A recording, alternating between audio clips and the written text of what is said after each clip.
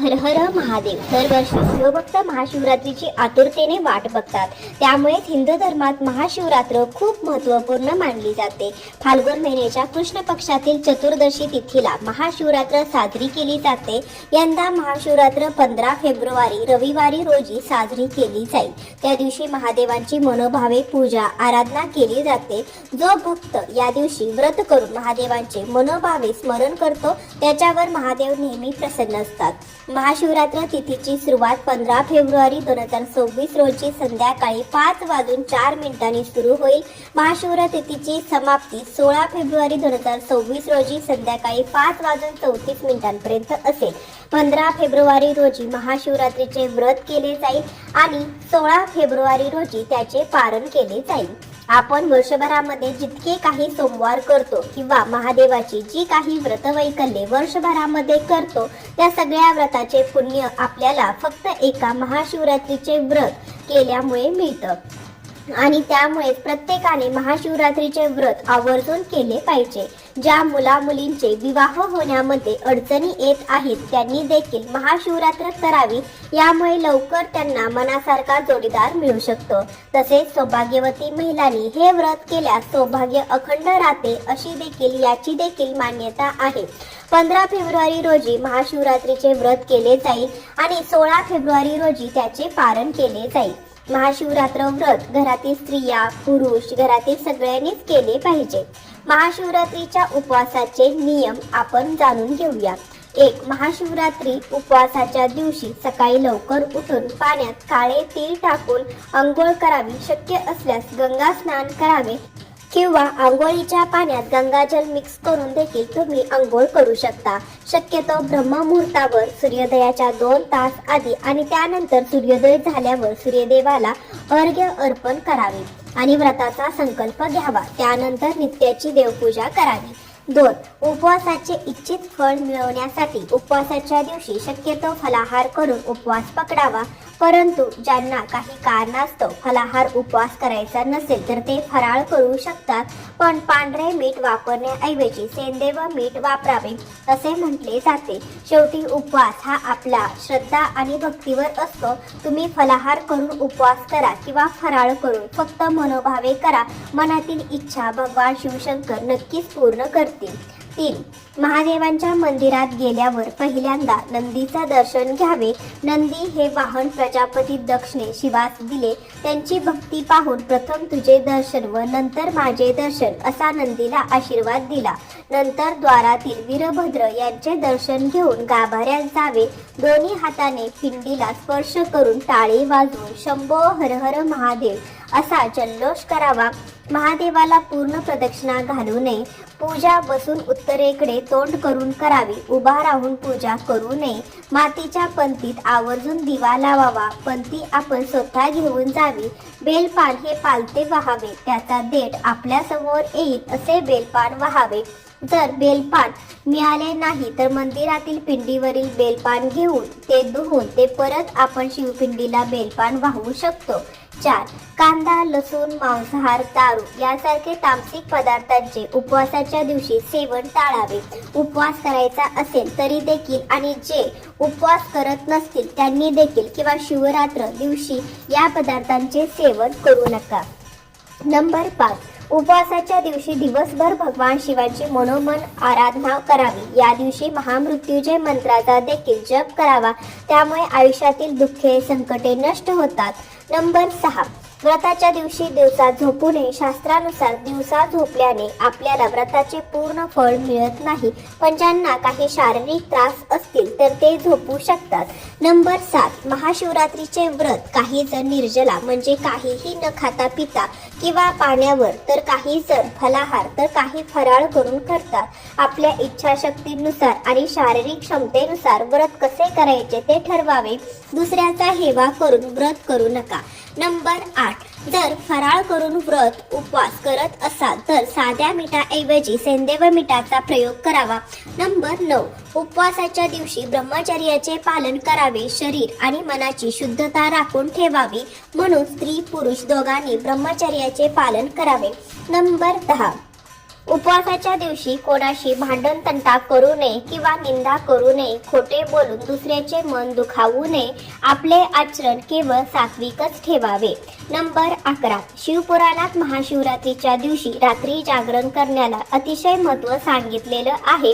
काही ठिकाणी रात्री जागरण करून भगवान शिवांची पूजा, मंत्र, जप केला जातो. त्यामुळे व्रताचे फळ दुप्पट मिळते अशी मान्यता आहे. ते केवळ आपल्या श्रद्धेवर अवलंबून असते. नंबर 12. आंघोळ करून स्वच्छ कपडे घाला. शक्य असल्यास तुम्ही या दिवशी पांढऱ्या रंगाचे कपडे आवर्जून घाला. तसेच बेलपत्र वाहताना नेहमी पारंते वाहावे, शिवजींना अर्पण करावे. घरात किंवा मंदिरात शिवलिंगाला पाणी किंवा कच्चे दूध अर्पण करून अभिषेक करा. शक्य असल्यास तूप, दही आणि मध म्हणजे पंचामृत देखील अर्पण करू शकता.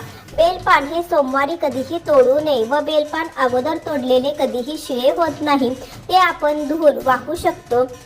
13. धोत्र्याची फुले आणि फळे, पांढरी मुकुट फुले आणि बेलपत्र या दिवशी आवर्जून अर्पण करा. तसेच या दिवशी आवर्जून कवठ हे फळ खावे. तसेच धोत्रा, जास्वंद, मोगरा, कमळ, अपराजिता, शमी, मोहरीची पिवळी फुले, रुईची पांढरी फुले ही फुले आपण शिवपिंडीला वाहू शकतो. नंबर 14. पूजा करताना डोक्यावर ओढणी किंवा पदर घ्यावा. या दिवशी काळ्या रंगाचे कपडे अजिबात घालू नयेत. नंबर 15. शिवलिंगाला शेंदूर, कुंकुम अर्पण करू नका. शिवलिंगाला नारळ पाणी अर्पण करू नये. तसेच केतकीची फुले, चाफ्याची फुले ही शापित फुले टाळावीत. बेलाचं पान, तुटलेली 2 पानं असलेले अर्पण करू नये. महाशिवरात्रीच्या पूजेमध्ये तुळस, हळद, शंख, नारळ, केवड्याची फुले, केतकीची फुले, निशिगंधाची फुले, नारळ पाणी, तुळशीची पाने इत्यादींचा वापर करू नये. हे शिवपूजेमध्ये निषिद्ध मानले आहे. नंबर 16. महाशिवरात्रीच्या दिवशी आंघोळीच्या पाण्यात काळे तीळ टाकून आंघोळ केल्याने आपल्या आयुष्यातील पितृदोष आणि कालसर्पदोष निघून जातो आणि त्यामुळे काळे तीळ मिक्स करून आंघोळ करावी. नंबर 17. महादेवाच्या पिंडीवर अभिषेक करताना मग तो कशाचाही असो, दूध, दही, पाणी, पंचामृत किंवा इतर कशाचाही, त्यावेळेस वेगळा तांब्या किंवा भांड वापरावे. शंखाचा वापर करून अभिषेक करू नये. नंबर 18. महादेवाच्या पिंडीवर जेव्हा आपण दूध, दह्याचा अभिषेक करतो त्यावेळेस तांब्याचा तांब्या किंवा भांड अजिबात वापरायचं नाही. कारण तांब्याच्या भांड्यात ठेवलेले पदार्थ खराब होतात आणि ते विष समान पदार्थ महादेवांच्या पिंडीवर वाहणे योग्य नाही. केवळ जल अर्पण करत असाल तर तांब्याचा तांब्या चालू शकतो. महादेवाचे जेव्हा आपण पार्वती, गणेश, कार्तिक यांच्यासोबत पूजा करतो त्यावेळेस कुंकू लावण्यात चालतं. फक्त महादेवांची यांची एकट्यांची पूजा करत असतो त्यावेळेस कुंकू लावू नये. त्याऐवजी चंदन आणि भस्म लावा. नंबर 19. महाशिवरात्रीच्या दिवशी आपण महादेवांना ज्या काही खाण्याच्या गोष्टी वाहिल्या असतील त्या गोष्टी दुसऱ्या दिवशी व्रताचे पारण सोडताना खायच्या नाहीत. त्यामुळे आपल्याला वेगळे दोष लागू शकतात असे म्हटले जाते. नंबर 20. महादेवाच्या पिंडीवर बेलाचं पान अर्पण करताना ते विषम संख्येमध्ये अर्पण करावे, म्हणजेच 1, 3, 5 अशा पद्धतीने. नंबर 21. महाशिवरात्री दिवशी मासिक पाळी सुतक असेल तर पूजा करू नका. दुसऱ्यांकडून कथा ऐकण्यास काहीही हरकत नाही.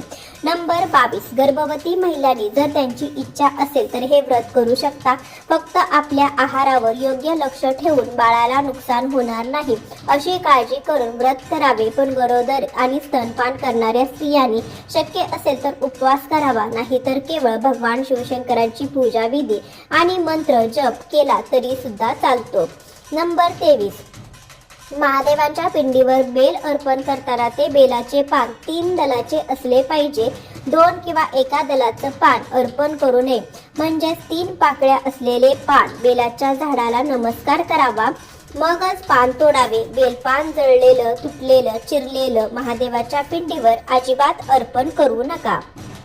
शिवलिंगावर हळूहळू जल अर्पण करावे. जलद गतीने जल अर्पण करू नये. जल अर्पण करताना ओम नमः शिवाय या मंत्राचा जप आवर्जून करावा. नंबर 24. महाशिवरात्रीच्या दुसऱ्या दिवशी पारण सोडताना आधी आपल्या घरातील देवांना नैवेद्य अर्पण करावा आणि त्यानंतरच उपवासाचे पारण सोडावे. नंबर 25, महाशिवरात्रीला काही ठिकाणी भगर हा पदार्थ खाल्ला जातो, पण काही भागामध्ये अशी मान्यता आहे की सोमवार व महाशिवरात्र उपवासाला भगर खाऊ नये. आमच्याकडे देखील सोमवार आणि महाशिवरात्री उपवासाला भगर खाल्ली जात नाही.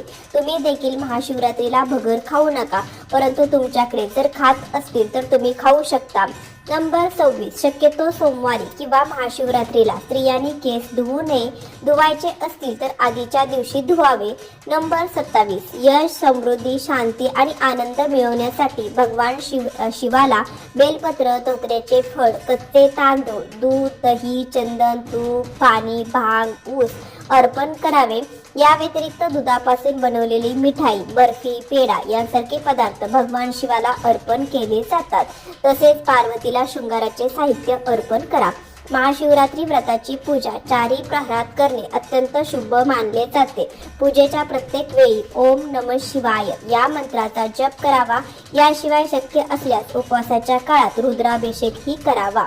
नंबर 28, संतती प्राप्तीची इच्छा असेल तर जोडीने श्रद्धापूर्वक भगवान शिवशंकरांची पूजा करून उपवास केल्यास निश्चितपणे फळ मिळते आणि संतती प्राप्तीची इच्छा पूर्ण होते.